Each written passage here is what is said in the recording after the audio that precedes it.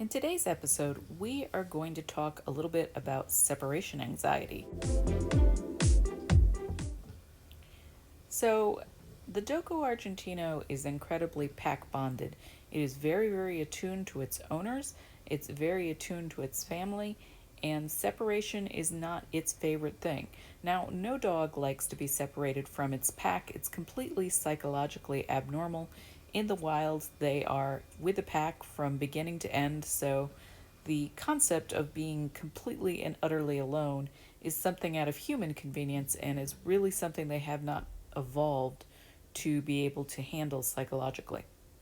So, what's the best possible way you could make your dog destructive, upset, anxiety filled, unhappy, and generally difficult? It's by making the goodbye a big deal in your house. If you go over to your dog and you grab their cute little Dogo Argentino face and you give them a little cuddle and you're like, Mommy will be back, Daddy will be back, we'll be back, don't worry, be a good dog, you're amazing, and you just really throw on a lot of emotion in what you are saying to the dog is going to be excited because you're arousing the dog. They don't obviously speak English, so to them, it sounds like you're about to start a play session, and then you go out of the door, shut the door, and the dog's like, "What happened? What I do wrong? Why'd this happen?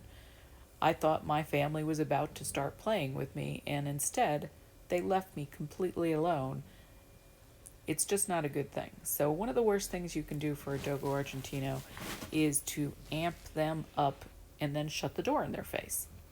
So a question I get asked quite a lot is, at what age could I leave my Dogo Argentino dogs uncrated?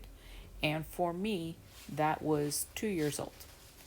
I did not leave my dogs uncrated prior to two. And the reason that is prior to 2 years old, the Dogo Argentino is a puppy. They grow all the way up into 2 years old, even though they may look like a full blown dog at 9 months, they are still growing. And so psychologically, they're still learning things. And I can say, I've never come home to a bad situation where my Dogo Argentinos were destructive. So I've seen lots of pictures on the internet where people came home and the couch was torn half apart and there was a bunch of wood objects that had been chewed up and some plastic that had been destroyed and the trash was spewed everywhere and the toilet paper was everywhere. And I've never come home to that. And the reason that I've never come home to that, I think, my opinion, is twofold. One, I didn't leave them alone, uncrated, before they were actually truly trustworthy. And two, I make sure that my dogs are heavily exercised before I leave them. And three, to be fair, I'll add this one in. My dogs aren't alone all that much because I have a live-in relative who is medically disabled. But we do leave, of course, we have lives outside the dogs. So a good strategy is to don't tell your dog you're leaving. Don't make a big deal about it. Don't, make a huge fanfare where you're petting them and telling them they're going to be back later. It's just amping that dog up.